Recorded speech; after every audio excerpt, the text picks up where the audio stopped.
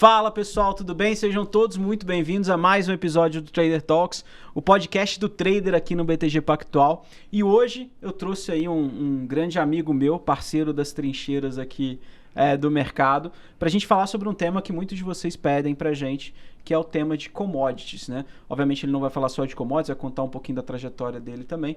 E eu estou trazendo aqui com vocês o senhor Jean Miranda, analista de commodities aqui do banco.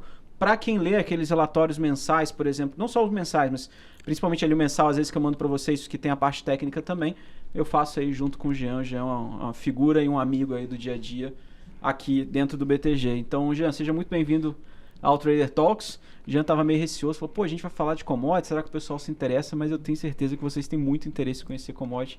Então, seja muito bem-vindo, Jean.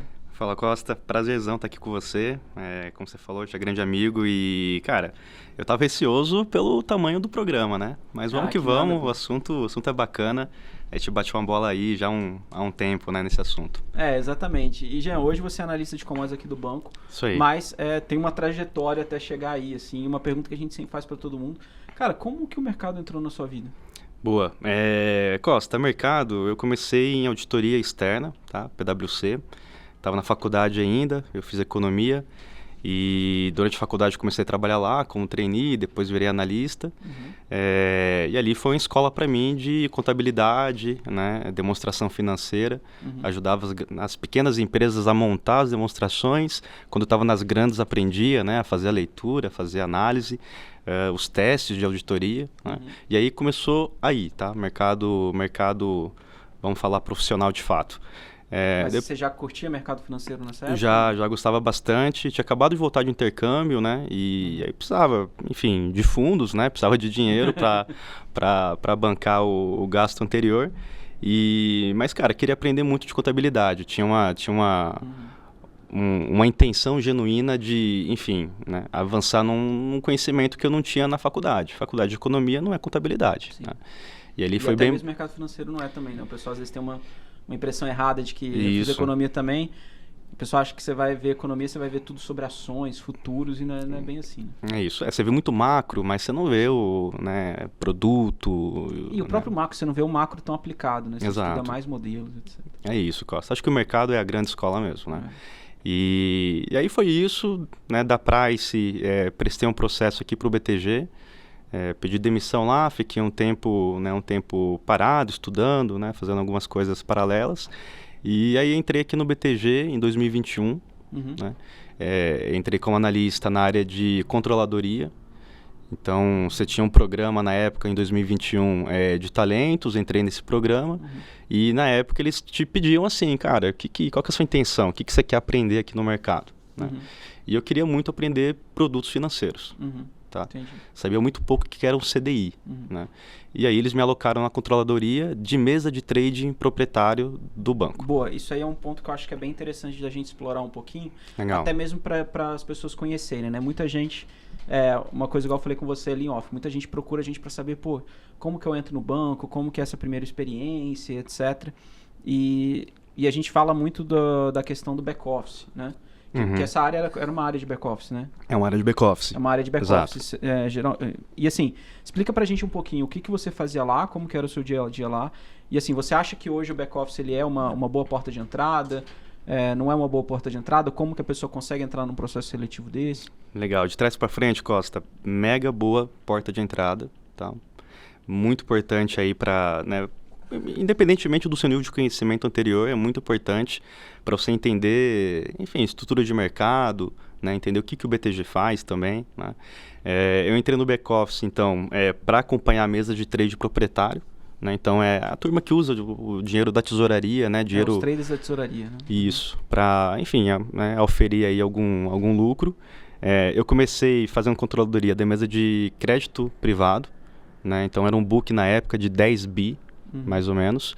E aí minha função era calcular os títulos, né, atrelados a CDI, atrelados a IPCA, swap de inflação, NTNB, né? Tudo que é, enfim, desse universo de renda fixa. Meu papel era calcular esses produtos, né? Acompanhar todo o processo da esteira de entrada da boleta, tratamento dessa boleta, fundamentalmente cálculo de P&L, de resultado, né? Então todo dia de manhã enviar a posição para o trader, né? Posição, enfim, do book, e final do dia resultado do cara naquele dia. Tá? E aí foi evoluindo para análise de métricas de risco, né? Cálculo de DV1, né? Cálculo de carrego das posições, teta, etc. E aí foi uma bela de uma escola para mim. Como te falei, eu entrei aqui, não sabia o que era um CDI, né? E aí você dá um corte para 1-2 anos para frente, eu já estava fazendo esses cálculos, né, de DV1. E esses cálculos, assim, como que foi, como que isso foi introduzido para você? O pessoal te dava algum material, você acabava correndo por fora, você já entrou sabendo esses cálculos, não entrou sabendo esses cálculos? Não, entrei zerado, né? Cálculo de PU, de título, fui aprendendo com o trader, né? Então o cara me ajudou muito, me deu essas dicas, mas boa parte cara, você correndo por fora mesmo, porque é isso, né? A água bate na bunda, você tem que ir. Procurando na internet ou o pessoal te ajudava? Também na internet, muito manual, né? Lendo muito manual de bolsa, outros manuais de precificação que tem no mercado, conversando com os traders também, né? O pessoal que é muito aberto, muito disponível aí para te ensinar, né? Se você demonstra o interesse. Parte de risco foi muito devido a um gestor que eu tive na época, que está aqui no banco ainda. Então, cara muito forte em análise de risco. E aí ele trouxe algumas provocações, falou, Jean, pô, nessa mesa a gente não tem esse tipo de controle. Que tal você montar isso, né, de forma programática, né, com, enfim, código, programação de Python, né? Você era como se fosse um assistente dos traders da mesa. Né? É isso. E aí, cara, foi uma evolução muito bacana, né? Aprendi muito aí de renda fixa, como eu te falei, estrutura a termo de juros, né? A partir daí eu comecei a me interessar muito por trading, né? Acho que ali foi o declique que eu falei, cara, é um pouco isso que eu quero buscar para minha vida. E por estar no universo de renda fixa, né? Ou, vamos falar assim, universo de liquidez, eu comecei a me interessar muito por money markets, tá? E aí essa aqui foi uma mesa, depois eu pedi para migrar para outros tipos de mercados, né? Então eu queria ver opções de futuros, e aí fui para a mesa de commodities. Então fazer a mesma coisa, só que na mesa de commodities, e aí é um universo à parte, né? Porque aí entra, né, balanço de oferta e demanda das commodities, vários mercados, né, que não só o mercado brasileiro, porque quando estava o crédito privado era mercado brasileiro, né, era só bond doméstico. Você vai para commodity, cara, tô operando Chicago, tô operando emissions, petróleo, né, soja, milho aqui, lá fora. Então foi bem bacana. Também análise de risco, né? Pô, a gente está operando opções, quais são as gregas, como que eu analiso, como que eu calculo, né? Então essa aí foi um segundo momento também bem interessante dessa experiência de back-office. E teve um terceiro momento, que não é terceiro, porque ele foi concomitante né, a tocar essa mesa de commodities, que foi tocar a mesa que a gente chama de estrutural aqui do banco. Então, são investimentos que o banco faz na proprietária em bonds offshore, em especial sovereign bonds. Então, eu estou aplicando em juros US, estou aplicando em movimentos do BOE na Inglaterra, estou tradando ien e juros no Japão. E aí, cara, minha cabeça explodiu, eu falei, puta, é isso que eu quero. E uma coisa que eu acho interessante, né? Então, ali no back-office você aprendeu como que calculava tudo, como que... Igual eu brinquei assim, só para o pessoal ter uma noção mesmo do que é o dia a dia. Era como se fosse assistente do trader, que calculava toda a exposição dele, tudo que ele estava fazendo, os produtos, etc. E aí você migrou por commodity. E assim, uma coisa que sempre, desde que você chegou aqui no Research, que sempre me impressionou, é porque você é um cara que já chegou bem pronto em termos de commodity, de conhecimento de commodity, assim. E duas perguntas que eu vou te fazer. O primeiro, por que você acabou se interessando mais por commodity do que outros produtos? Que às vezes o pessoal começa a se interessar sobre, não, eu prefiro renda fixa, ações, porque eu acho que commodity é uma coisa diferente e tal. O banco ele é bem forte nisso, mas assim, é um produto um pouco diferente. E segundo ponto, cara, tudo que eu vejo você falando de commodity, todos os indicadores, os movimentos, os ciclos, e hoje você conversa tanto com quem está na bolsa quanto quem está no mercado físico, como que você conseguiu buscar esse conhecimento, onde que você conseguiu buscar? Legal, Costa. Só um passinho antes aqui, isso aqui é um movimento... é um processo de conhecimento ainda, Sim, né? sim. Então ainda estou estudando, conversando com muita gente, tentando entender esse mercado, um mercado extremamente complexo. Ele é meio humilde, né? entendeu, pessoal? Então... Não, de verdade. E sobre o interesse em commodities, tá, Costa? Cara, sobre a minha formação acadêmica, acabei não falando, mas eu sou economista e eu fiz especialização em RI, né, Relações Internacionais. Então, pude ficar quase... Foi o que você fez na França, né? Eu fiquei 2 anos lá fora, estudando, né, primeiro na Sorbonne, depois na Sciences Po. Cara, a Sorbonne era basicamente estudar a América Latina, né, formação social, jurídica, política, econômica, né, e métodos analíticos para você analisar essas esferas aí das sociedades latino-americanas. E aí depois passei para a Sciences Po, que, cara, é uma escola de formação de tomadores de decisão do universo político, seja, né, mercado, enfim, privado ou mercado estatal, muito forte em geopolítica. Muito forte de geopolítica. E aí me especializei em política externa norte-americana. E aí eu volto para o Brasil, PwC, etc. Venho para o mercado financeiro, vou conhecendo esses mercados todos, banco, etc. Falo, cara, se eu tenho algum tipo de edge, é essa análise de geopolítica. E commodity é a classe de ativo que eu vou conseguir operar isso, né? Vou conseguir colocar à minha disposição, à disposição do banco, né? Para conseguir oferir aí algum tipo de alfa. Tá? Você pega petróleo, por exemplo, cara, é óbvio que tem uma questão de S&D, de oferta e demanda, né? E você tem que fazer cálculos econométricos para isso, etc., né? Estimar atividade, etc., mas tem muita geopolítica na logística, etc. Então foi um pouco por isso que eu migrei para commodities. E aí também assim, Costa, e a gente conversa muito sobre isso, né? Quem são os nossos heróis aí no universo de trading? Cara, tem um cara que é o Bruce Kovner, né? Que é um baita de um trader. Tá no Market Wizards, inclusive. Tá nas primeiras páginas, né? Para quem não, enfim, não tiver paciência aí, tá nas primeiras páginas. E é um cara que começou em commodities, né? E inclusive ele tem formação em ciência política também, né? Ele foi formado na Kennedy School, lá em Harvard, que é uma escola que forma, né, o pessoal para o universo público, então muito forte em ciência política, e isso permitiu que ele viesse para o mundo de commodities pelo mesmo motivo que eu comentei aqui. Né? Esse cara tradou aí juros, tradou moeda e foi muito bem sucedido. Eu estava vendo aqui se é uma frase específica dele, mas é do Ed Seykota que eu confundi. Seykota também, grande herói aí do técnico pra gente. E então assim, cara, eu tentei também me espelhar um pouco nesses casos, né? Enfim, outros traders também tiveram esse mesmo caminho, né? Começou em commodities, depois migrou para money markets, etc. Então eu falei, acho que tem um caminho ali que é um caminho não parece ser convencional, né, mas tem bons exemplos, né, de gente que foi muito bem sucedida. É claro que aqui eu estou exagerando nos exemplos, né? Estou falando de gente que foi muito bem sucedida. Mas eu digo assim, é um caminho que, apesar de ser não convencional, ele é um caminho possível e eu acho que... Né? E a impressão que eu tenho é que assim, o caminho da questão das commodities e até mesmo o futuro de uma maneira geral, talvez lá fora seja até mais explorado do que aqui também, né? Porque quando a gente vê esses grandes traders da história, igual a gente está falando... O Kovner, o Seykota, o Richard Dennis, etc.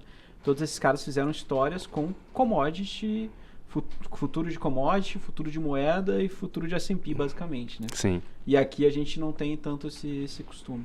Não sei se também pela questão da trajetória de juros que a gente tinha antigamente, né? O que acabava desestimulando um pouco. A questão do carrego ali era um pouco mais complicado, mas é curioso essa diferença Brasil e lá fora também. Sim. Mas assim, foi fundamentalmente isso. Aí você perguntou também da diferença, né, do físico pro... Não, o que eu ia perguntar é de como que, uma vez que você entrou na mesa de commodities, como que era a sua fonte de informação para você aprender isso? Porque eu acho que assim, commodities é uma coisa que ainda carece um pouco de literatura, pelo menos aqui no Brasil, né? Tá, isso aí ainda continua sendo uma dificuldade, mas eu tenho uma vantagem, né, por estar dentro do BTG, que cara, a gente tem uma trading física aqui dentro. Né? A gente tem um trading de paper para não confundir, né? Porque tem um contrato paper que são spreads no físico, mas quem opera tela também, tem uma turma que opera só tela e gente com mais de 10 anos de mercado. Pessoal, é você operar só o futuro sem ter a posse da commodity física. É o que vocês veem na tela ali quando vocês botam CCMK 25. É isso. Então a gente tem essas duas equipes, né? Tem o trading físico, que faz os dois, né? Porque precisa fazer o hedge no mercado futuro, etc. Pode ficar direcional, inclusive. E você tem o cara que só toma posições direcionais, não tem o físico, né? E como eu trabalhei com esse segundo grupo, né? Eu acabei criando um pouco de relacionamento dentro dessa grande equipe aí de commodities do banco, e eles são hoje, eu diria, a minha principal fonte de inspiração, de informação, de educação, né? É claro que o contato ele é restrito, né? Existe uma série de cuidados que a gente tem que ter aqui entre as áreas, né? No relacionamento entre as áreas, mas, de novo, né? Essa é a vantagem que eu tenho por estar dentro do BTG. Fora isso, cara, lendo muito mercado, né, lendo muito livro específico sobre commodities, né, então existem alguns manuais aí acadêmicos de commodities. Cara, tem um que chama Commodity Trading, né, que é um livro usado, inclusive em MBAs aí, né, lá fora de commodities. São livros que vão falar para você como que funciona, né, a mecânica de trading físico, a mecânica de bases, né, mas eles vão a fundo e dando muitos exemplos, ilustrando, né, toma aqui um gestor de um armazém de grãos, como é que esse cara origina grãos, como é que ele faz a defesa de preço, porque afinal esses grãos estão com ele, são ativos dentro do balanço dele, então ele corre um risco de preço, né? Um risco de mercado ali nos preços, os preços podem derreter, ele vai ver o estoque dele derreter, como é que ele faz essa proteção em futuros, né? Como é que ele trada esse grão físico no tempo. E é que entra a ideia do basis também, né? Eventualmente você fazer uma venda futura no mercado físico, tá? Sim. Você fazer uma venda futura num preço X, vamos supor aqui 10, e aí chega lá na frente, a originação custa 5, você ganhou 5. Né? Porque você já travou uma venda lá no futuro, passou o tempo, eventualmente você já esperava que esse preço fosse cair, e aí você vai, no momento que cai, faz a originação física e você leva essa diferença. Né? Simplificando muito aqui, um modelo mega simples, né? Até bobo.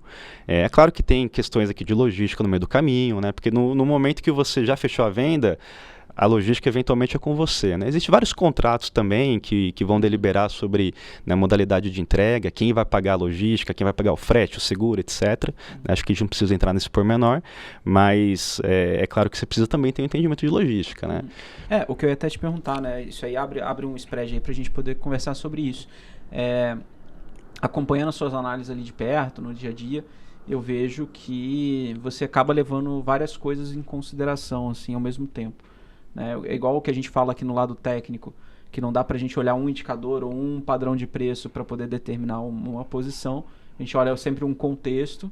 Eu imagino que em commodities é a mesma coisa, assim. Se você puder explicar pra galera mais ou menos como que é o processo de análise de commodities, até para quem quiser começar a operar, conhecer quais são os pontos de atenção, assim, como que hoje você formula uma análise sua ali do zero? Boa.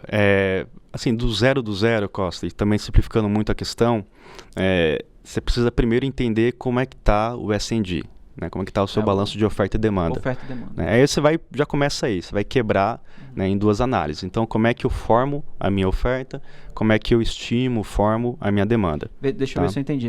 Quais são os vetores para oferta subir ou cair, quais são os vetores para demanda cair ou subir, e aí você faz meio que a soma desses vetores e vê se isso aí deveria levar para um movimento de alta ou para um movimento de queda na commodity. É isso. Aí vamos dar um exemplo para ficar um pouco mais concreto. Vou pegar o milho no Brasil. Então, como é que eu vou olhar para a oferta do milho no Brasil? Primeira história aqui é entender sazonalidade. Quando é que eu planto? Onde que eu planto? Tá? Quanto tempo leva entre o plantio e a colheita? Entre plantio e colheita, quais são os fatores climáticos que vão fazer efeito sobre a rentabilidade, ou melhor dizendo, sobre a produtividade daquela cultura, tá? Por exemplo, acabei de plantar... Hoje, como que é ao longo do ano, assim, por exemplo? Tá. Brasil é um pouco complexo porque você tem 3 safras de milho. Tá? A principal dela, a segunda safra, o milho safrinha. Mas vamos falar dos 2 principais, que é a primeira e a segunda. Primeira safra, hoje 20 milhões mais ou menos de toneladas. Você começa a plantar em setembro para colher ali entre janeiro e fevereiro. tá? Você vai sempre contar aí uns 4 meses de desenvolvimento da cultura. Onde que está localizado esse primeira safra? Sul do país, tá? Que não por acaso é onde concentra aí granjas, tá? E também confinamentos suínos, etc. Depois, segunda safra, é um milho que você vai plantar logo após o soja. Tá? E é por isso que ele chama de segunda safra, safrinha, tá? Então você plantou o soja. O nome de safrinha é grande pra caramba. É grande, né? Eu falei que a primeira safra são 20 milhões mais ou menos, né? Hoje a gente está estimando 26 para o Brasil. A gente, eu digo Conab, o milho safrinha são uns quase 100 milhões de toneladas. É engraçado que pelo nome as pessoas acham que é um plantio menor. Não, é um safrão, né, na verdade. E aí a lógica aqui do safrinha você também vai plantar o soja por volta de setembro, né, vai colher ali no começo, né, no primeiro bimestre, a partir do primeiro bimestre do ano, vai colhendo a soja, já vai jogando o milho no chão, né, o safrinha, para você começar a colher ele lá para o meio do ano, né, ou ao longo do finalzinho aí do primeiro semestre. Tá? Então, assim, quando a gente está falando de oferta, a resposta que eu quero responder, a pergunta que eu quero responder, desculpa, qual que é o tamanho da safra para aquele ciclo. Só que eu tenho que entender todos esses outros fatores. Onde está concentrada essa produção, até porque a gente está num país continental, praticamente, né? Então eu tenho regimes climáticos muito diferentes, a depender de onde eu estou. Né? E eu preciso entender essa sazonalidade de plantio e colheita, porque às vezes você tem um lugar que você vai plantar um pouco mais cedo, né? Isso aqui é o modelo básico, eu te falei, eu vou começar a plantar em setembro. Tem lugar que vai plantar lá para novembro, quase dezembro, depende de onde você está falando. Tá? E aí eu tenho que entender então onde que está localizado, qual a sazonalidade, para depois também jogar esse layer de clima e fazer o estudo. Poxa, se eu estou falando de milho primeira safra em Minas Gerais, quando é que começa o plantio? Bom, começa aqui. Quando é que eu preciso de chuvas? Nesse momento. Aí eu vou lá e boto o meu mapa climático. Qual foi o acumulado de chuvas naquele momento, etc e tal. Tá? E assim que a gente vai ajustando... Saiu do lado da oferta. A oferta. Aí tem vários outros elementos, tá? Mas vamos pular para a demanda. Demanda é basicamente, cara, quem que consome, onde que está esse consumo. Né? A gente vai sempre quebrar essa demanda, tá? Fundamentalmente aqui em demanda doméstica. Tá? Para quê? Ração animal, etanol, né, ou biodiesel no caso da soja, né? Demanda externa. O próprio etanol de milho foi uma coisa que a primeira vez que eu ouvi alguém falando mais substancialmente foi você, né? Que Legal. é algo que vem ganhando força. Não, super, né? Já não é tão novidade assim, já tem alguns anos que a gente vem fabricando etanol de milho, mas agora a gente está passando por um processo de ramp-up de produção, né? A gente viu muito CAPEX nos últimos anos e isso está, né, a gente está vendo ganhar volume, tá, de demanda para esse mercado de biocombustível como um todo, né? E o etanol ele é um caso especial, né? Assim como é o biodiesel também, né, que é feito a partir da soja. Mas o etanol hoje é o grande vetor de demanda para milho aqui no Brasil, né? É bem promissor, inclusive. Mas é isso, Costa. Então, na demanda eu tenho que olhar o que é demanda doméstica, onde que ela está localizada, né? Para depois pensar também até no processo logístico, né? Pô, eu plantei milho no Mato Grosso. No Mato Grosso tem muito etanoleiro de milho, então, ele já está ali, né? Agora, existe um milho que eu plantei no Mato Grosso que eu vou ter que descer lá para o sul do país, onde estão as granjas, porque eventualmente tive uma quebra daquele milho de primeira safra, que é plantado no Rio Grande do Sul, Paraná, etc. Então, existe essa reflexão. Outro vetor de demanda muito importante é exportações. Tá? E aqui a gente vai começando a conectar com o mercado internacional, porque, né, você tem que pensar, bom, beleza, quem são os grandes produtores / exportadores mundiais da commodity? No caso do milho, o Brasil produz muito milho, mas Estados Unidos produz uma pancada de milho. A China produz muito, muito milho, apesar de ela não exportar, né, tudo praticamente para consumo interno. Tá? E ela acaba sendo, né, apesar de ser o segundo maior produtor do mundo de milho, é o maior importador de milho também. Né? Então você tem que começar também por aí, quando você faz a análise de demanda. Quem que é relevante monitorar e por quê? Né? E aí a gente vai começar também a fazer essa reflexão. Olha, quando que começa o programa de exportação do milho no Brasil e nos Estados Unidos? Né? Não é a mesma janela, mas existem overlaps dessa janela e aqui começa uma briga sempre muito forte. Né? E quem está comprando o cara vai pegar o preço mais barato, né? O chinês ele não está nem aí com qualidade, tá? Na maior parte do tempo ele não se preocupa com qualidade, se preocupa com preço. Então a gente faz essa análise também de, olha, o milho brasileiro hoje, ele é price competitive em relação aos Estados Unidos. Se isso é verdade, essa demanda vai se deslocar para o Brasil, então o Brasil vai vender mais, tá? E eventualmente vai sobrar milho nos Estados Unidos, porque o Brasil foi lá e abocanhou parte da janela de exportação norte-americana, tá? Isso acontece muito, tem acontecido, tá? No milho, na soja, nesse momento de conflito comercial. Aconteceu em 2018, o primeiro conflito comercial, né? Então a China comprava muita soja americana, passou a comprar muito mais brasileira, tá? E aí vem esse fluxo aí de demanda para o Brasil, e agora volta a acontecer em 2025. Né? Com a roupagem diferente, e aí existe, né, toda uma reflexão de, o timing em que acontece esse conflito comercial em 25 é diferente daquele que aconteceu em 18, tá? Então as consequências podem ser distintas, né? Mas é um parâmetro que a gente tem, né? 2018 é um parâmetro, a gente precisa olhar para entender o que aconteceu lá e eventualmente projetar para agora. Mas é isso, assim, né?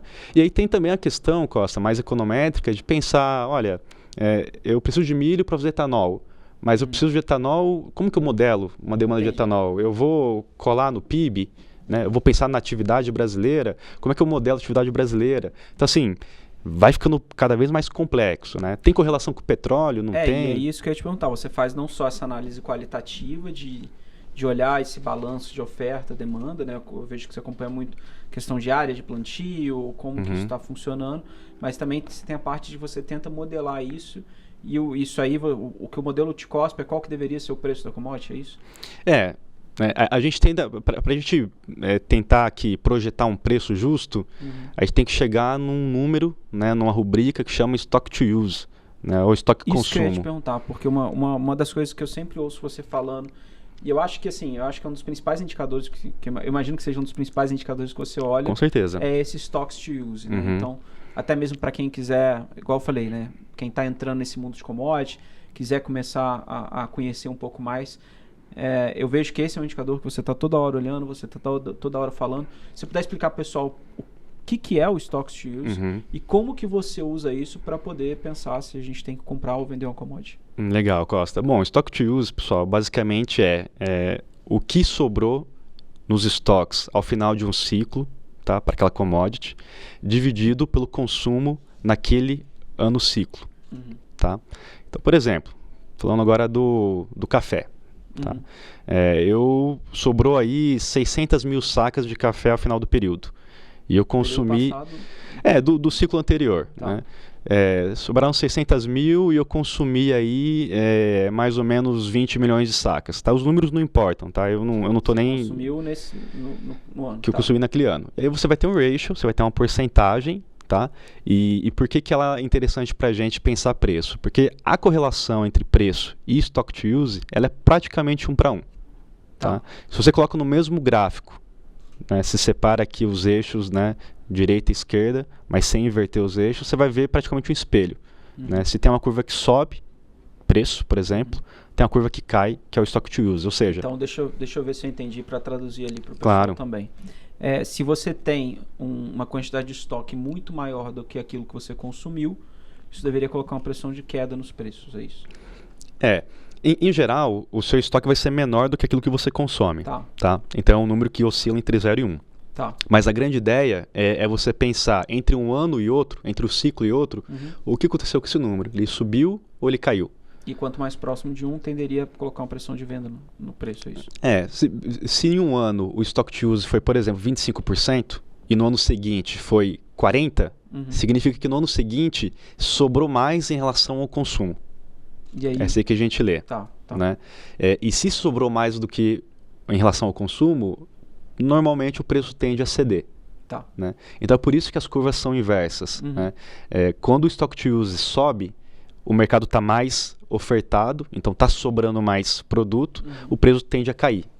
Inversamente, quando o Stock to Use cai, é porque a demanda está mais firme, está sobrando menos ao final do ciclo em relação àquilo que foi consumido, o preço tende a subir. E esse indicador é independente da commodity, você usa isso tanto para milho, soja... Exato, petróleo, tá? Isso aqui é do universo de commodities. Né? É claro que não é um indicador perfeito, mas você pode fazer correlação com qualquer coisa, né? Preço e produção, preço e demanda, mas aquela que fica um pouco mais aderente, né, entre as duas curvas, né, preço e a que você está analisando, é o stock to use. Então, por isso que ele é importante. Só que para chegar no stock to use, eu tenho que fazer todo esse outro caminho aqui que a gente começou conversando.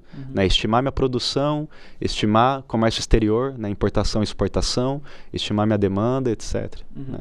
Então ele não é um indicador que ele vai ser o mesmo para todo mundo. Cada analista vai estimar o seu. A depender dos Porque, na verdade, assumptions, você tá né? Para aquele ano, é isso? Exato, exato. E esse é o que tende a variar mais entre os analistas, né? Porque eventualmente na análise de oferta pode haver uma certa convergência entre os analistas, tá? Agora, em demanda, cara, é muito difícil você estimar a demanda, né? Sim. Então, dependendo dos seus assumptions, você vai chegar num número bem diferente, tá?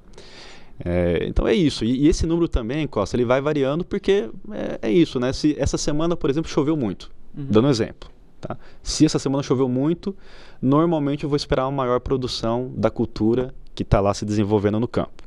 Tá? E aí eu vou ter um stock to use essa semana. E aí a gente engata 15 a 20 dias de estiagem. Poxa, vai impactar meu yield, ou seja, vai impactar minha produção. Então eu vou rever meu modelo de oferta e isso vai ter um impacto lá no meu stock to use. Né?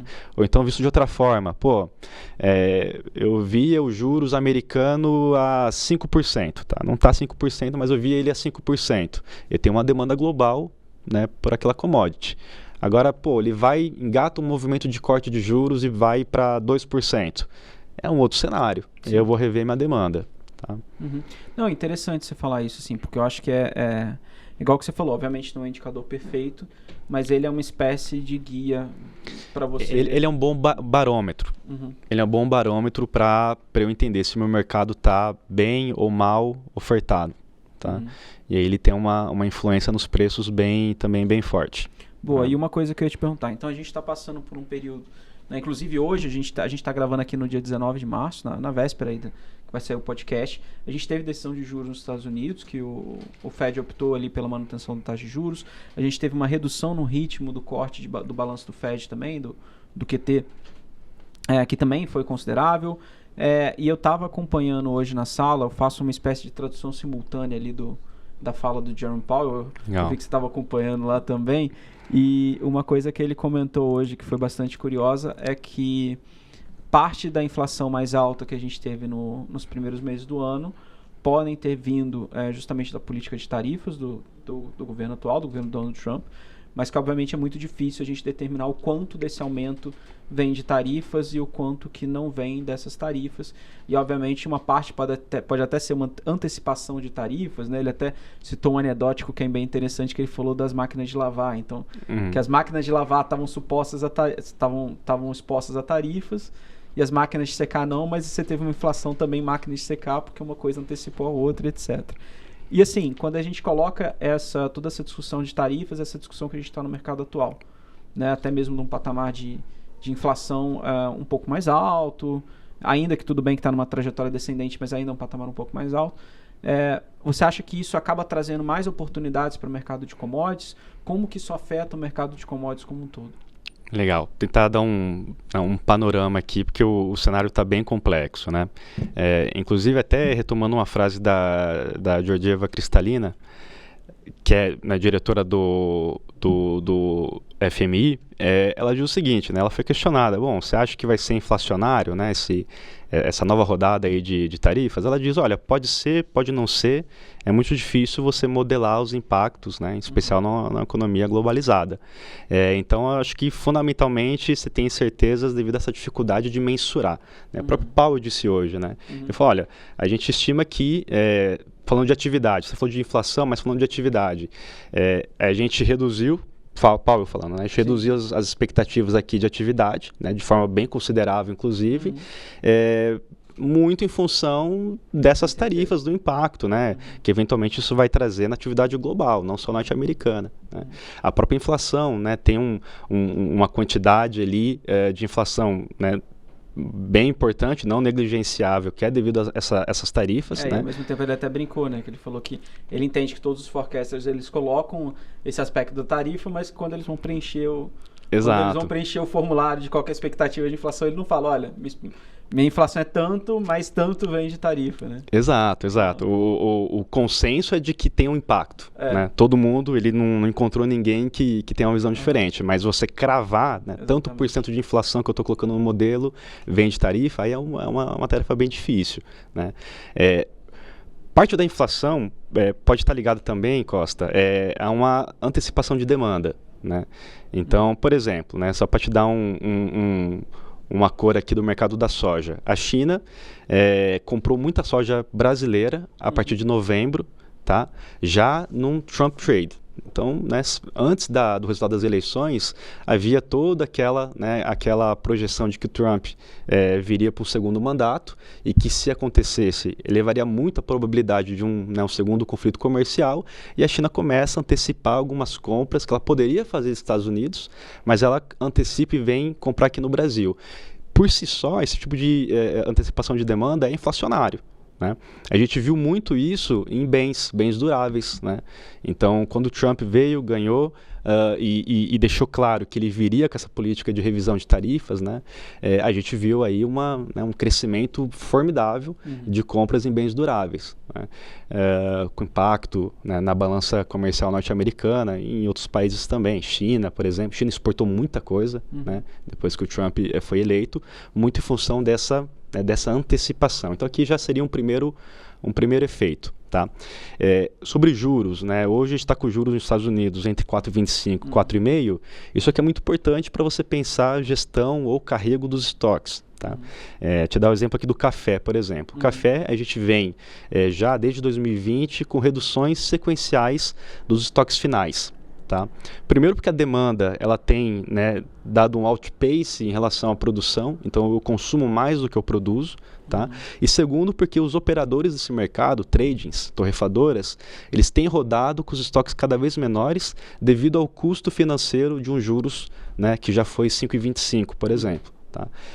Então é muito restritivo você rodar com juros muito elevados. Só para traduzir para a galera, assim, ele manter esse café em estoque, o quanto que ele está deixando de ganhar dado o patamar de juros atual é algo muito, muito caro. Então ele procura manter esse estoque um pouco mais baixo. Exato. Esse café ele não pode ficar parado tanto tempo assim. Exato. O custo da moeda está caro, cuja oportunidade, né? Você carregar no tempo, que é juros, né? É o valor da moeda no tempo, né? Sim. Então, assim, é claro que exerce um efeito muito grande.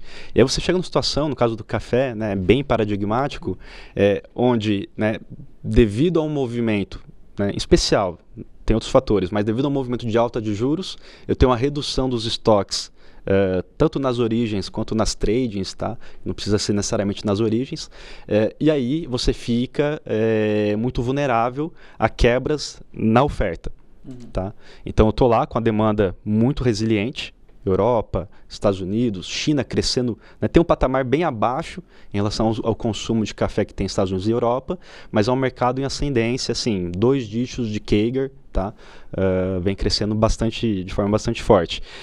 Se você tem uma quebra na oferta e você está rodando com os operadores lá com estoques muito baixos, você tem um problema sério quando a demanda está forte, né? E aí você vê esses spikes violentos enfim, nos futuros, né? Sim. E aí eu queria te perguntar, então, se você pudesse dar uma geral do impacto que você acredita em cada commodity especificamente ali, ou das principais que você cobre, milho, soja, café, como que você vê esse impacto? O impacto de juros e... toda essa política que a gente está vendo hoje. Acho que aquele que sente mais hoje é o café, tá? Devido a essa política de redução dos estoques, né? Diminuir custo de carrego.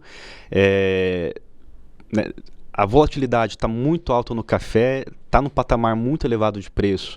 Isso também diminui, né, enfim, se torna um peso muito, muito grande para a trading fazer a sua política de hedge. Tá? Então você imagina que a trading e o produtor de café, os dois têm café no balanço como um ativo. A mesma historinha lá do começo da conversa. Se está no ativo dentro do seu balanço, você tem que se proteger de quedas de preço. Como é que você faz isso? Ficar vendido em futuros. Uma possibilidade, uma alternativa. Sim.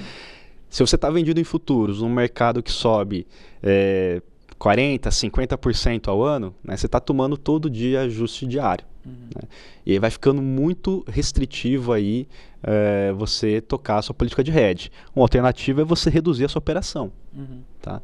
E quando você reduz a sua operação, dado uma demanda que, né, permanece forte, você tem poucos operadores para levar o café do Brasil lá para a Europa, por exemplo, lá para a Suíça, para a Bélgica, para a Alemanha. Tá? E aí você tem um mercado que fica, né, fica mais tight, mais apertado, os preços continuam subindo em espiral. Né? Milho, você acha que tem algum efeito ou não? Milho, eu não diria que tem um efeito tão forte quanto no café, quando a gente olha para estoques, porque em geral o mundo roda com estoques muito elevados. Né? Tudo bem que 70% dos estoques finais do mundo ficam na China, né, porque a China tem essa política de ter praticamente uma safra inteira de estoque. Tá? Mas ex-China, você coloca pressão sim. Né? Porque é a mesma lógica, e não importa a commodity. Né? Você está restringindo o potencial da trade em segurar aqueles estoques. Ela pode fazer outra coisa com o dinheiro, com o capital que ela tem. Boa. Mas seria isso, assim, Costa. Acho que, né, cruzando todas as commodities, o efeito é bem parecido. Não tem nada que seja muito particular, assim. Né? E essa reflexão do hedge também. Né? Mas ele é mais visível no caso do café, porque é uma commodity que não parou de subir, subiu muito forte, né? Com a volatilidade muito forte. E aí você vai complicando esses programas de hedge, né? Vai ficando bem difícil. Boa. E aí, Jean, a gente já caminhando aí para o final. Jean hoje tem um compromisso agora daqui a pouco.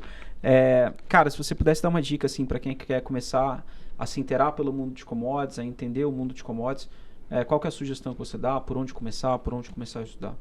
Boa. Pessoal, eu diria assim, até porque é o processo que eu estou passando hoje ainda, né? Então, eu estou nesse processo de constituir o meu conhecimento, né, me educar dentro desses mercados. É ler muito noticiário, tá? Questionar muito. Então, é bom você tentar ler tudo que está à sua disposição, né? Mas sempre com um olhar crítico, né? Porque é bom você ver tudo para você ver, poxa, qual que é o escopo desse mercado, né? O que dá para ser visto, o que se costuma olhar, mas criticar as afirmações. Tá? Então, por exemplo, você viu uma notícia que diz que a safra de soja vai quebrar na Argentina. Cara, já é um indicativo que você tem que estudar lá a Argentina, entender como que funciona o clima, né, como que funciona a produção na Argentina. E aí você vai puxando esse novelo. Tá? Então, parte das notícias, entende, né, o tamanho desse universo, e aí você vai criticando e vai buscando os dados. E aí o principal para mim aqui é prospectar o dado, tratar o dado. Tá? Então, como é que eu olho para dado de yield? Né, de rendimento das culturas. No Brasil, por exemplo, quem que fornece esse dado? Né? IBGE fornece esse dado? Né? Conab fornece esse dado? Os departamentos agro de cada estado do país, né, ou dos principais, Mato Grosso, Rio Grande do Sul, eles fornecem esses dados? Né? Então, ir atrás dessas agências que estão gerando dado, tenta montar uma time series, né, tenta ter um histórico desses dados, e aí você entra com a econometria em cima. Né? E você tem uma coisa também, no BTG Conta a gente tem relatório educacional, né, também. Tem bastante coisa lá, então a gente tem esses edux aí de soja, milho, boi, para falar, pessoal, olha, o que é o one-on-one desses mercados, né? Quem são os grandes produtores, né? Quem são os grandes consumidores, quais os elementos, né? Que no primeiro momento você tem que olhar, que é importante olhar, e aos poucos, Costa, a gente também está migrando para um research que não é open source, mas é um research que tem que estimular discussão no mercado, tá? Porque quando a gente fala de research de agro, tem gente que tem algumas informações e não quer passar porque tem um edge em cima daquela informação, ela vale o dinheiro. Mas tentar estimular a discussão, né, fazer uma análise, ir para o mercado e pedir um feedback para criar um conhecimento coletivo, tá? E até para você tentar encontrar essas fontes de dado, né, metodologias de tratamento de dado, né, para que no limite você tenha, né, eventualmente menor assimetria de informação, né? Se bem que a gente sempre fala, né, o lucro está onde tem assimetria. Onde não tem assimetria, não tem muito dinheiro na mesa. Então, é importante você manter algumas assimetrias. Mas existe um nível básico de conhecimento que acho que a gente deveria atingir, até para tornar mais líquidos os mercados futuros aqui, né, de agro, e ver a turma, né, o cara que não é o profissional, né, de uma trade ou um produtor rural, ver esse cara participando do mercado de forma informada. Né? Exatamente. E tem oportunidade também, né? Para quem opera na física, você tem a sua carteira de ações, você faz às vezes seu trade de futuros, você consegue manter algumas operações em commodities também, que até como uma forma de você diversificar, de você operar um mercado que não é tão correlacionado com o mercado de ações, né? E principalmente quando a gente está falando, por exemplo, de trend following, tem tendências que duram por muito tempo e tudo. Acho que é bem interessante nesse sentido. Sim, e compartilhar informação nesse nível, né? É claro que a gente não está falando de compartilhar informações estratégicas. Isso aí sempre vai ser um segredo, né? O mercado de petróleo é um baita de exemplo. Passou muito tempo né, com o segredo trancado a 7, 8 chaves, tá? E aí foi se democratizando o conhecimento sobre petróleo, inclusive, né, os mercados futuros foram se adaptando para permitir acesso ao trading de futuros num nível, né, financeiro bem menor. Antigamente, quem operava isso aqui era banco. Sim. Você tinha a grande trading financiado por um grande banco e assim conseguia operar 1, 2 contratos de petróleo, né? E a coisa foi se democratizando. Existe uma função social, tá, de você democratizar conhecimento, que é, no limite, reduzir risco sistêmico. Tá? Às vezes o cara tem mais agentes naquele mercado, você tem mais liquidez. E com conhecimento, entendendo como funciona o produto e como funciona a commodity como um todo. Exatamente. Né? E Jean, a gente vai chegando então no nosso final. Uma coisa que a gente sempre pergunta para os nossos convidados aqui porque a galera que está assistindo, ela sempre quer indicações das coisas. Indicações de livros, músicas e filmes que o Jean Miranda diz pra galera, não precisa ser de mercado, pode ser de mercado também, enfim, fica à vontade. Pô, você me ficou de surpresa, hein? Você teria que pensar. Pode ser mais de um também, então. Commodity Trading, esse que eu comentei, depois pode deixar o link aqui, autores e tal, mas procurar aí, vocês vão achar. The World of Merchants, né? Então o universo, né? O mundo dos mercadores, é um livro legal também, bem inicial, bem básico, mas legal para quem quer entender o 101 de commodities. Um filme, eu não tenho visto muitos filmes recentemente relacionado ao mercado, confesso que não me venham na cabeça. Mas um filme que você gosta, aleatório? 2 ou 3 coisas que sei sobre ela. Não vou falar mais. Quem quiser vai atrás desse filme. Acho um filme bonito, um filme interessante. E músicas que Jean Miranda ouve enquanto está fazendo relatório de commodity? Eu costumo não ouvir nada, mas gosto muito de Radiohead, ou pra turma do rock aí, um Iron, um Rush. Boa. Né? Um Black Sabbath. Black Sabbath, vai. Vamos pôr o disco Black Sabbath. Talvez Vai ter o último show esse ano, né? Eu queria muito ir, né? Queria muito ir, mas... só você, não sei quantos milhões de pessoas. Vai ser showzaço, né? Vai ter uma galera lá tocando também. Despedida do Ozzy, praticamente. Exatamente. É isso. Mas é isso aí, Jean. Cara, muito obrigado pela presença. Eu que agradeço, Costa. Um pouco o seu tempo aí, mas...